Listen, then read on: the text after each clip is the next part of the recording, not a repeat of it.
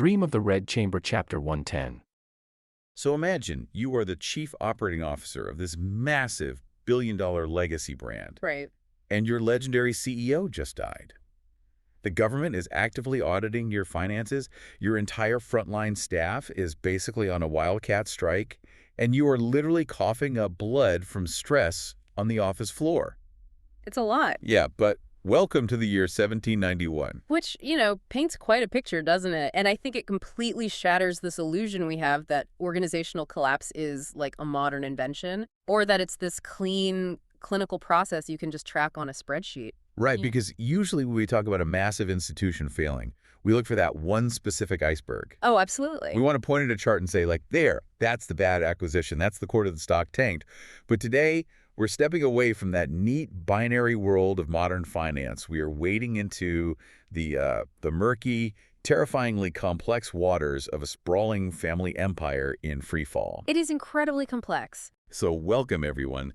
Whether you are catching up on classic literature, prepping for a high-stakes meeting on organizational management, or you are just insanely curious about the mechanics of how a seemingly invincible institution actually rots from the inside out, you are in the right place. You really are. And we have an incredibly rich source text today to guide us through this. Yep. We are focusing on Chapter 110, specifically from Kaoswikian's monumental classic, Dream of the Red Chamber. But let me just stop you right there, because I know exactly what some of you were thinking.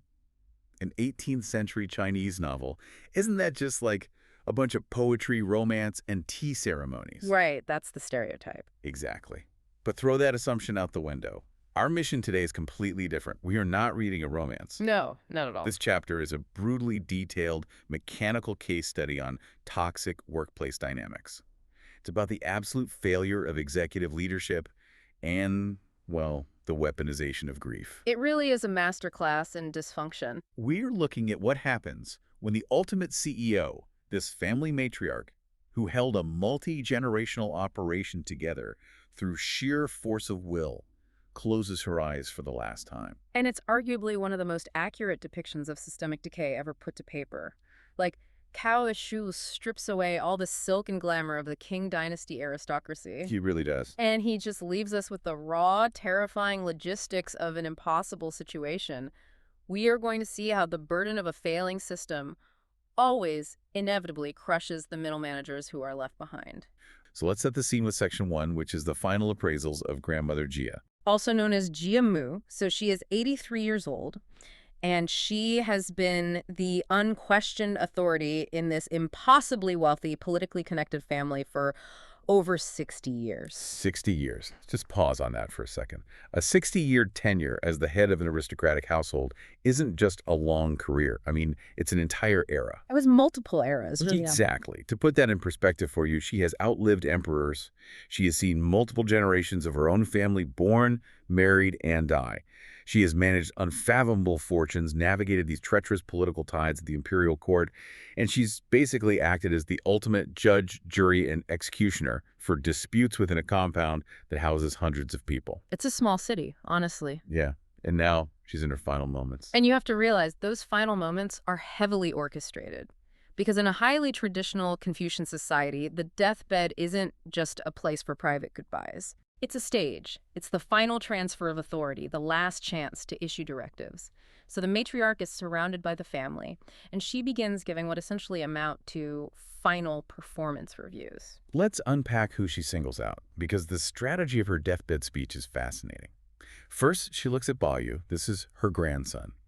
He's famously spoiled, incredibly protected, basically the absolute apple of her eye. Oh, entirely. And her final words to him are, "Make something of yourself." Which, if you think about it, is a devastating thing to say to your favorite child on your deathbed. Why is it devastating, though? It sounds like standard advice. Well, you have to understand the mechanics of Baoyu's life up to this point.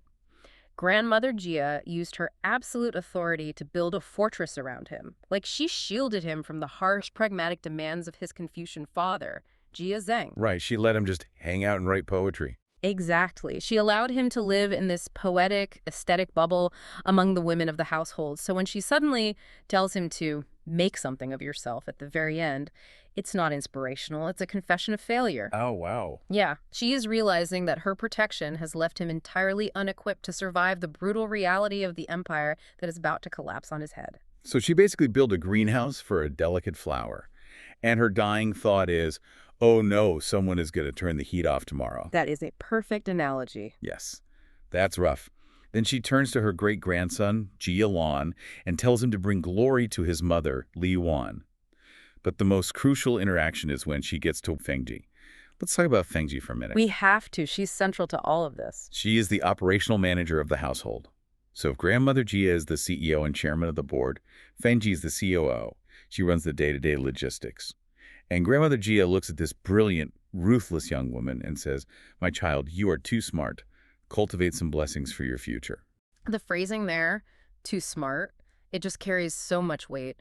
In the context of the Jia family's operations, Fengjie's intelligence hasn't been used for philosophy or art. It has been weaponized. Right. To keep this massive, bloated estate functioning, Fengjie has had to be ruthless. She's manipulated loans, she's been physically abusive to servants, she's hoarded power, and, she's made countless enemies. And the bitter irony here is that Grandmother Jia implicitly sanctioned all of it, didn't she? Oh, 100%.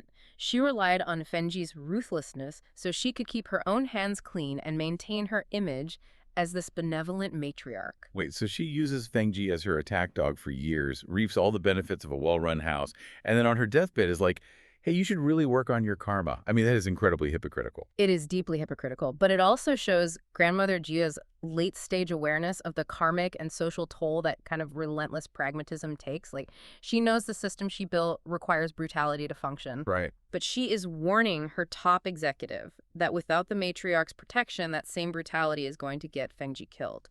She's basically saying, your aggressive tactics worked while I was here to shield you, but the moment I am gone, those tactics will destroy you if you don't find some grace. That is a chilling warning. And the matriarch doesn't just hand out warnings, right? She airs her final grievances.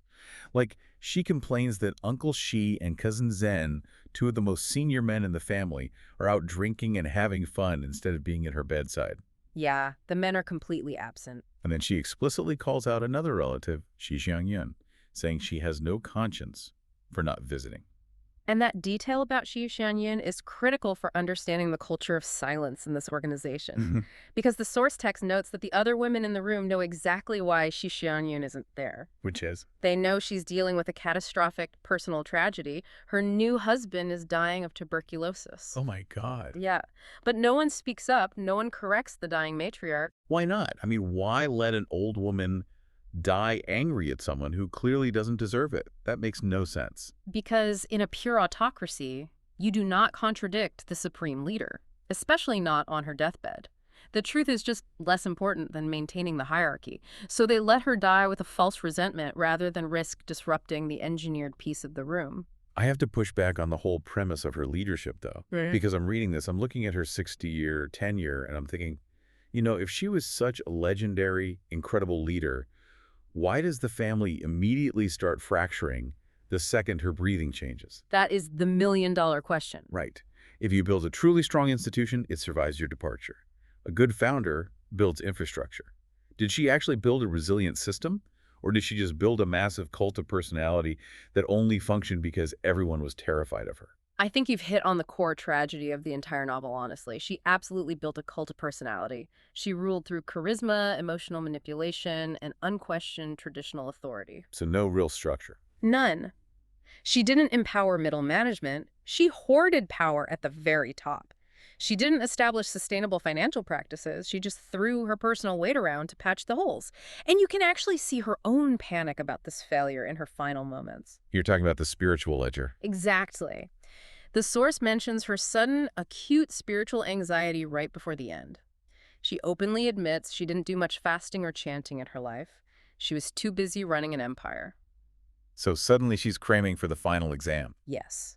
She's desperately asking if the copies of the Diamond Sutra she commissioned were actually distributed to the poor to generate good karma. And for those who might not know, the Diamond Sutra is a highly revered Buddhist text, and paying to have it copied and distributed was like a standard way for wealthy individuals to buy spiritual merit. It's essentially the ultimate PR move for the afterlife. Right. And her sudden obsession with it speaks volumes about human nature. Because here is a woman who has wielded absolute secular authority for decades. She could order a servant beaten, she could arrange a marriage, she could dictate the finances of hundreds of people. But none of that matters now. Exactly. As she faces the void, none of that secular power translates. So suddenly, she wants to check the receipts on her spiritual transactions. She wants to audit her own soul to ensure her legacy in the next world is as secure as it was in this one. It's literally like, wait, did my PR team send out those charity donations? Did my karmic check clear? It is a panic attack at the edge of eternity. It really is. But of course, it's too late to change the ledger. Yeah. She passes away, reportedly smiling, at 83. And that peaceful, smiling death is the absolute last moment of peace we are going to see. The very last. Because the transition from a quiet deathbed to absolute unhinged chaos is instantaneous. And it all hinges on one question: who is left to pick up the pieces? Which brings us to Section 2, the power vacuum and the glass cliff of middle management. This is where it completely shifts gears.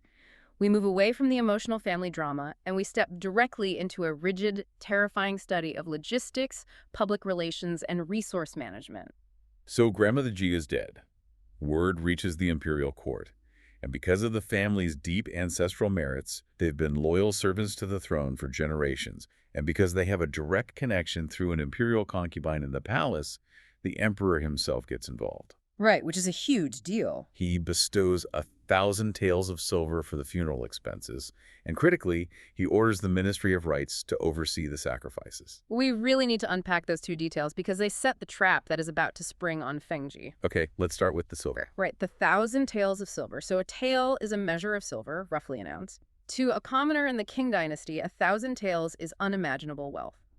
It is enough to buy vast tracts of land and live comfortably for a lifetime. Sounds like a lot. But for an aristocratic funeral of this magnitude, it is a symbolic drop in the bucket. It won't even cover the cost of the mourning fabrics for the hundreds of guests. Oh, wow. So it's basically the equivalent of the CEO dying, the board of directors sending a $500 gift card for catering and saying, make sure you feed the entire company, the press, and the mayor. Good luck. Precisely.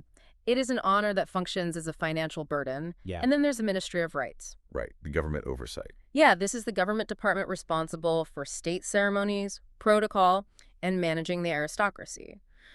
By ordering the Ministry of Rites to oversee the sacrifices, the emperor has just turned a private family funeral into a high-stakes state performance. So they are being audited in real time. Yes. Imperial auditors essentially will be watching every single move. If the funeral is perceived as cheap or disorganized, it's not just embarrassing, it's an insult to the emperor's gift. It could lead to the family being stripped of their titles. So the outward prestige of the Jia family is still astronomically high. To the outside world, they're royalty. The expectations are set at this staggering height. But inside the compound, the reality is a logistical nightmare. The total nightmare. Let's look at the leadership void that opens up the second the matriarch dies. Who is going to run this state-level event? You look at the senior men. Jia, she is physically away. Jia Zheng, the eldest present male, is a scholar. He knows poetry, he knows Confucian ethics, but he is entirely inexperienced in household logistics. Right, he wouldn't know what to do. He wouldn't know how to order 50 pounds of pork if his life depended on it. And Jia Zhen is stuck outside the inner household gates managing external affairs. Which leaves this massive structural hole in the center of the organization. The men possess the formal authority and the titles, but they possess zero operational capability. So who does the entire crushing weight of this imperial-level event fall on? Fengjie, the female middle manager. It does, and this is a textbook historical example of what modern organizational psychologists call the glass cliff. Yes. For anyone listening who hasn't heard this term, the glass cliff is a phenomenon where a woman or a minority is suddenly elevated to a highly visible leadership position, but only during a period of extreme existential crisis. Exactly. They aren't handed a healthy company.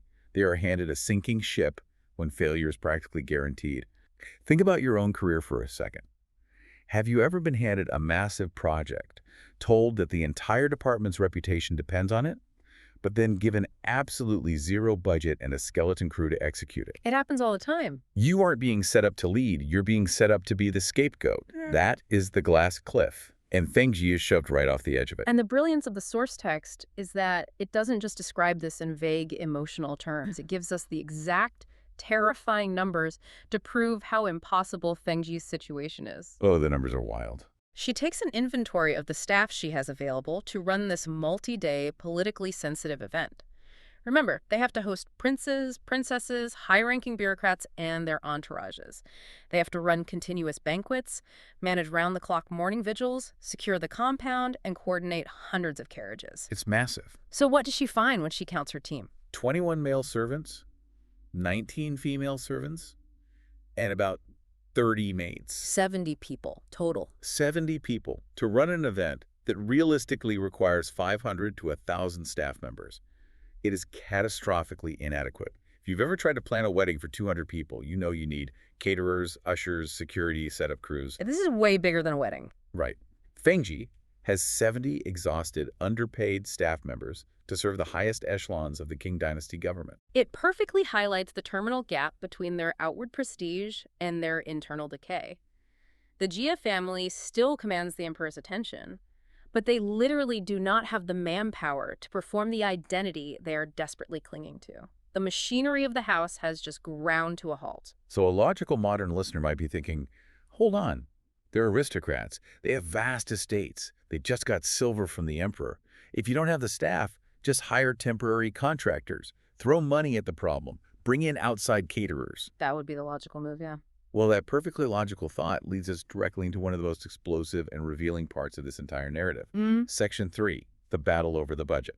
Because when an organization is failing, the first thing people fight over isn't the vision for the future. It's whatever cash is left in the vault. And the fight over this specific budget isn't just about accounting. It's a proxy war between ideology, emotional loyalty, and sheer terrified self-preservation. We have three completely conflicting agendas colliding here. First, let's look at the emotional loyalist, Yuan Yang. She was Grandmother Jia's most devoted, highest-ranking personal maid. She comes to Fengjie literally in tears, begging for a grand, lavish funeral. And her argument is really compelling. It is. She says, look, Grandmother Jia left a massive personal stash of silver behind.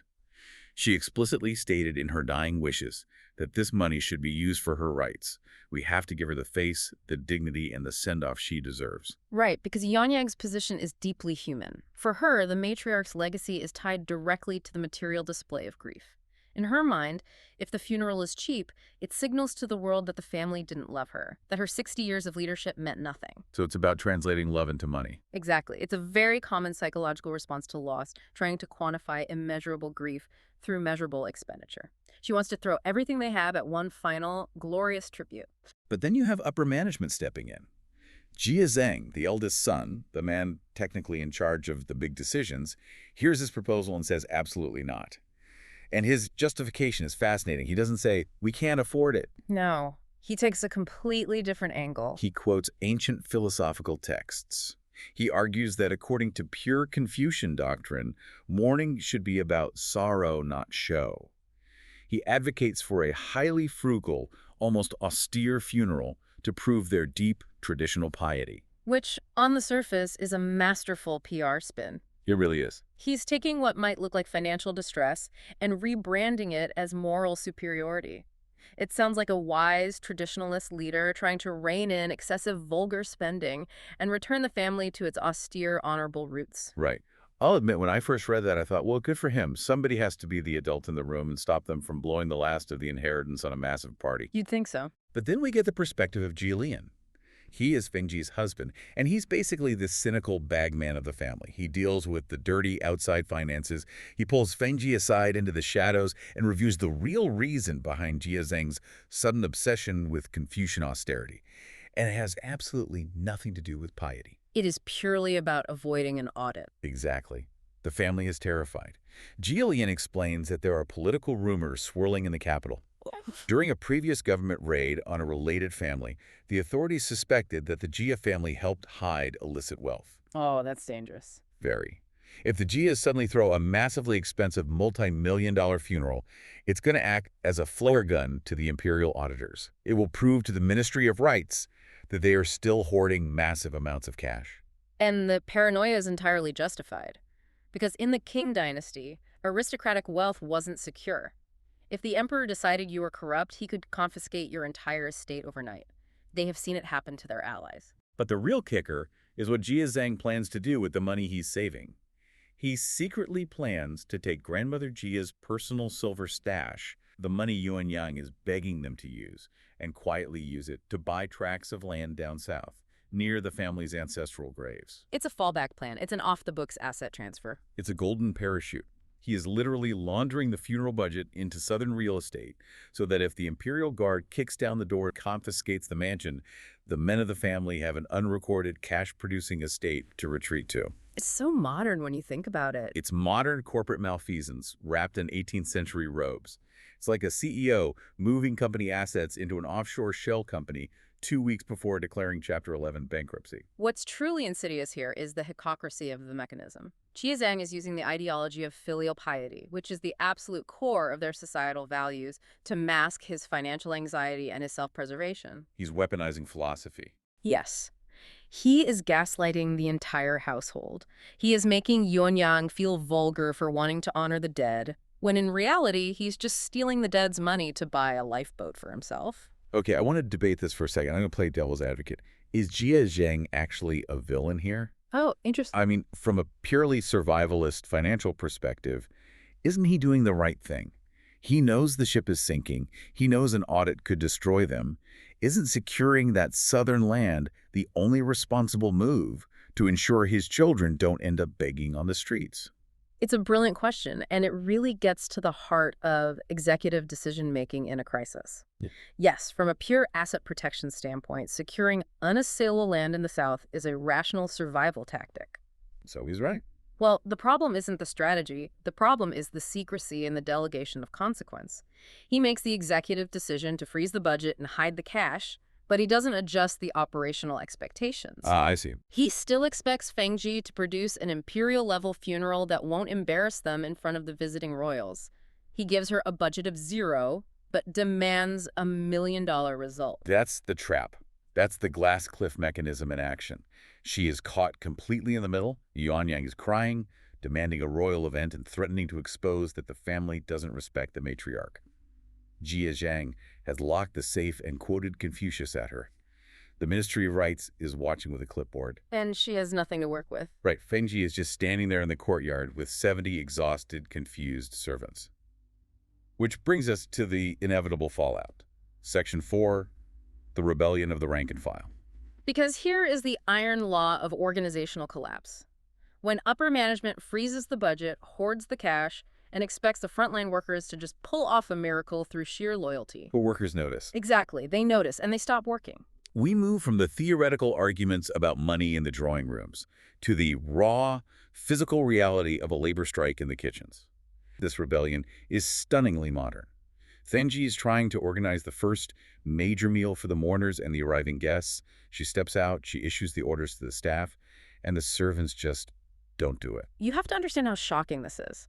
In a strictly hierarchical, almost feudal society, a servant openly defying a direct order from a senior manager like Fengjie is historically unthinkable during normal times. What would usually happen? In the past, insubordination could result in severe physical beatings or being sold off to an even worse fate. It just wasn't done. But they do defy her. They push back. Yeah. They stand their ground and say, we can't serve the food because the supplies haven't been released from the storeroom. We haven't been given the daily operating funds. They start faking illnesses. Right. Suddenly everyone is sick. They vanish into the sprawling compound to hide. They openly complain in the corridors that working for Fengjie right now is a thankless task. What you're seeing is the explicit breakdown of the social contract. The servants aren't stupid. They've seen the quality of the food declining for months. They know the family is out of liquid cash. The staff always knows. Always. They know the funeral budget has been artificially frozen by Jia Zhang. And most importantly, they know they aren't going to be financially rewarded for taking on the massive extra labor this event requires. It's the 18th century equivalent of quiet quitting, or even a wildcat strike. We like to romanticize the past, and think that servants operated purely out of feudal devotion and love for their masters. But this text strips that away. Loyalty is an economic transaction. Absolutely. When the paychecks stop clearing, or when the resources to actually do your job disappear, loyalty vanishes instantly. You can't pay your rent with aristocratic prestige, and these servants can't cook a banquet with no rice and no coal. I think we can formulate a rule here. Let's call it the law of mutiny. A strict hierarchy only works when the vault is full. The moment the money stops, the hierarchy becomes a suggestion. That is incredibly accurate. And this mutiny forces Fengjie into a position of profound systemic humiliation. Because she can't compel the servants with money, and she doesn't have the time to punish them, she has to scrounge. This part is so embarrassing for her. It really is. The text details a specific moment where she has to go to Yuanyang and literally beg to borrow grandmother Jia's everyday dining sets, just her regular private bowls and plates to serve the guests. Why? I mean, they live in a palace? Where are the thousands of plates they usually use for banquets? Because she cannot access the family's official gold or silver dining services. And the reason she can't access them is because the family has secretly pawned them to stay afloat. Let's stop and really absorb that mechanism. The Jia family, hosting princes of the blood, has pawned their silver plates. It's the ultimate secret shame. Pawning ancestral wealth is the ultimate sign of aristocratic death. It means you have zero liquid capital, and you are eating your own infrastructure to survive the week. The manager of this great estate is scrounging for used clay plates just to feed the government auditors. And the tragedy is that the guests know. In a society so deeply obsessed with face or material displays of status, serving a prince on a borrowed everyday plate instead of ancestral silver is a glaring neon sign that the family is broke. Fengjie is taking the reputational hit for the men's financial mismanagement. And if fighting a mutinous staff and scrounging for plates wasn't enough to break her, she is also dealing with active, malicious sabotage from her own upper management. This is where it gets truly toxic. Specifically, Lady Sheng. Lady Sheng is Fengjie's mother-in-law, and she sits higher up the organizational food chain. She sees the absolute chaos in the courtyards. She sees Fengjie drowning in logistics. Does she step in to help? Does she leverage her authority to get the servants in line? No. She intentionally refuses to lift a finger. Lady Xing is playing a very dangerous, very petty political game. She wants Fengjie to fail. Why, though? Why ruin her own family's event? Well, Lady Xing has always resented Fengjie's competence and the power grandmother Jia gave her. So now, with the matriarch dead, Lady Xing uses the crisis as an opportunity to let Fengjie hang herself. She calculates that if Fengjie completely botches the funeral, Fengjie will be stripped of her managerial role. Oh, I see. Yeah, allowing Lady Xing to consolidate power in the aftermath. Which is insane. She is actively destroying her own company's most important public event just to win an internal turf war against a rival manager. Think about how toxic that mechanism is. It is the ultimate example of how toxic leadership trickles down. By withholding her support and actively radiating disapproval, Lady Xing sends a very clear, unspoken signal to the rank-and-file servants. She gives them permission to rebel. She is essentially signaling, Fengjie does not have executive backing. If you disobey her, I will not punish you. And the moment the servants realize the executive board is divided, they feel entirely emboldened to ignore Fengjie's authority. So Fengjie is trapped in a perfect storm of systemic failure. She has zero resources, a mutinous staff actively hiding from her, and a hostile executive board gleefully plotting her downfall. And she's trying to hold the walls of the mansion up with her bare hands. So while she is literally screaming herself hoarse in the courtyards, what is the rest of the family doing? You'd think they'd be mourning. You would assume that at a funeral people would be, I don't know, mourning, focusing on the dead. But instead, they're putting on a highly complicated, deeply selfish performance. Welcome to Section 5, The Spectators and Performative Grief. The mourning hall in this chapter ceases to be a place of genuine collective sorrow. It becomes a theater, a stage where everyone is playing a highly specific part designed to serve their own shit-in emotional or practical agendas. Let's walk through the cast of spectators, starting with the astute observer, Li Wan. She's a young widow in the family. She's traditionally quiet, very pious, but her internal monologue reveals she sees the mechanical disaster of this funeral with crystal clarity. She doesn't miss a trick. She really doesn't. She has this brilliant poetic quote in the text. She looks at Fengjie struggling and thinks, "A good peony relies on its green leaves." Meaning, Fengjie is the bright flower trying to project beauty and control to the outside world, But she has leaves no structural support from the family to hold her up. The beautiful metaphor. But what does Li Wan actually do with this insight? Does she become a leaf? Does she step in to help Fengjie coordinate the carriages or manage the kitchens? No, she is brutally pragmatic. Extremely pragmatic. She quietly orders her own personal servants to ready their specific carriages early, isolating her own resources, so she doesn't have to fight for borrowed transport later when the entire logistical system inevitably collapses. Li Wan is executing the ultimate lifeboat strategy. She understands that the ship is going down. But instead of grabbing a bucket to help the COO bail water, she is quietly checking the straps on her life vest and securing her seat near the exit. It's every person for themselves. It's a devastating indictment of the family's complete lack of unity. When the pressure hits, they don't lock shields. They splinter into factions of self-preservation. And while the adults are securing lifeboats, the youth are completely unmoored. You have Jialon, who is the only one actually sitting in a corner studying, rigidly adhering to what he's supposed to do. But then you have Jia Huan, a younger half-brother. Oh, Jia Huan is terrible here. The text describes him acting like a live monkey. During the most solemn moments of the rites, he is literally peeking through the white mourning curtains, ogling the young women in the hall instead of showing an ounce of respect for his dead grandmother. Jia Huan's behavior highlights the complete breakdown of behavioral norms. In a functioning Confucian household, the patriarchs would severely punish that kind of disrespect instantly. But the patriarchs are busy hiding money, the managers are fighting over plates, and so the youth become feral. The cultural guardrails have completely dissolved. But the most fascinating and honestly the most heartbreaking part of this section is what I call the hidden tragedies. The narrative camera pans across the mourning hall, and it focuses on the tears being shed. It looks like a unified display of profound grief. Everyone is crying. It looks perfect from the outside. Right. But Cao Weekend lets us hear their internal monologues, and we realize they are crying for entirely different, deeply isolating reasons.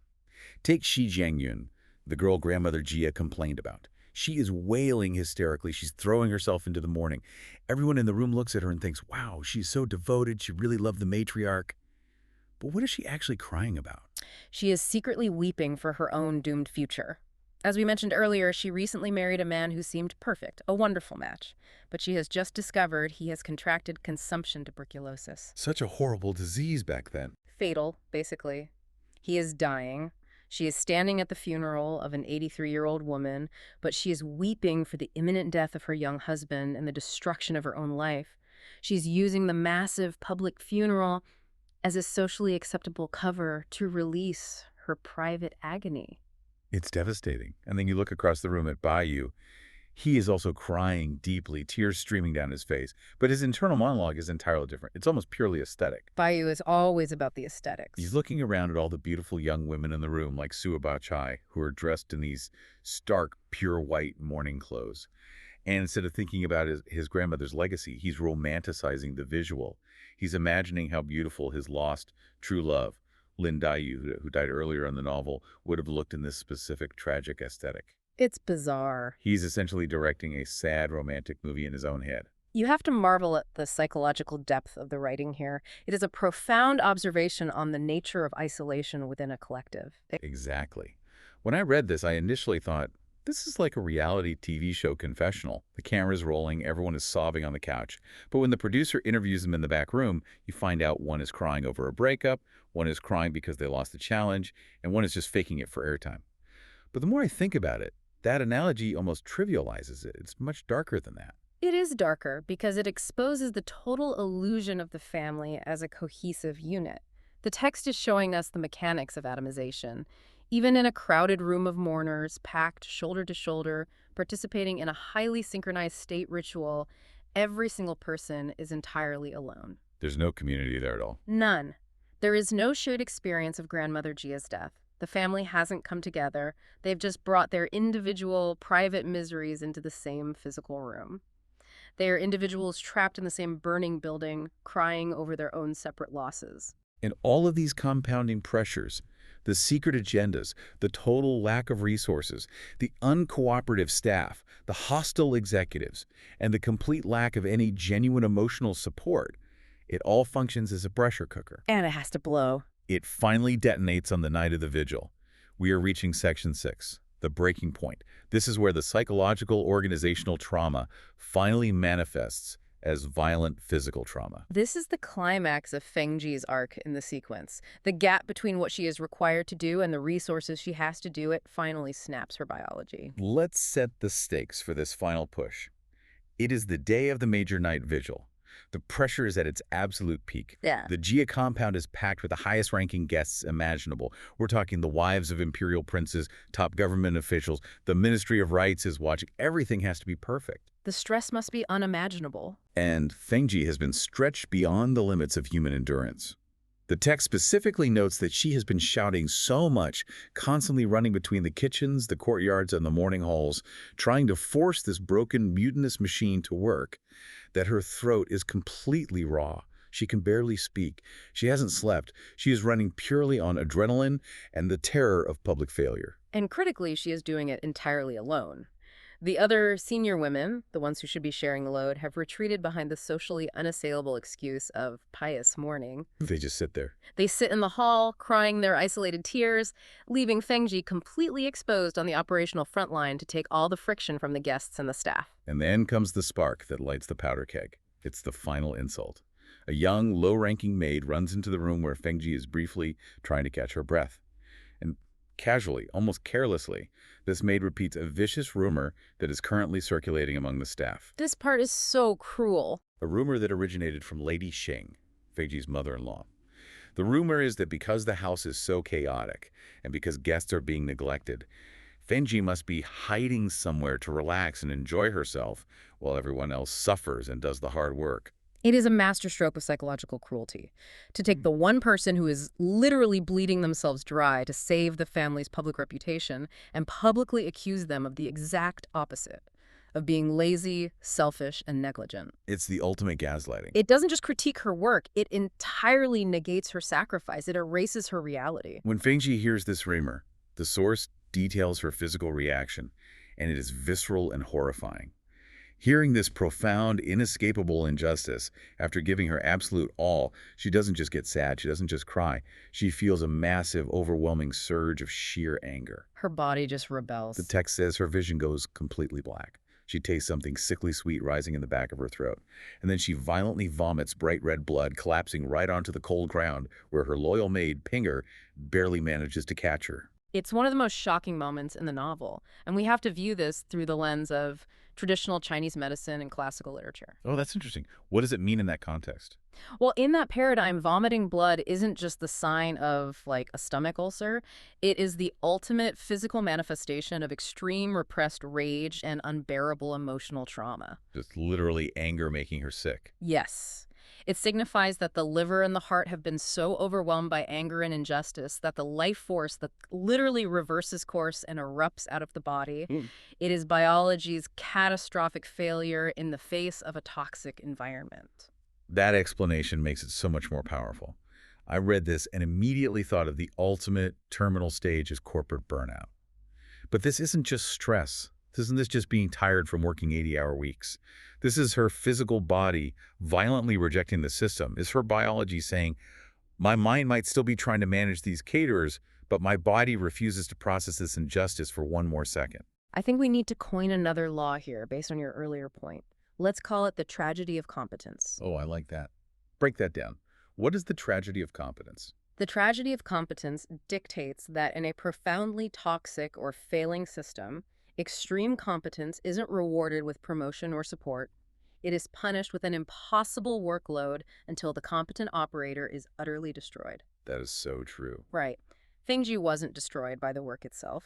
She is a logistical genius. She could have managed that funeral with her eyes closed if she had a budget and a loyal staff. She was broken by the betrayal. She was destroyed by the office politics, the malicious sabotage from her own mother-in-law, and the profound gaslighting lack of appreciation from the people she was trying to save.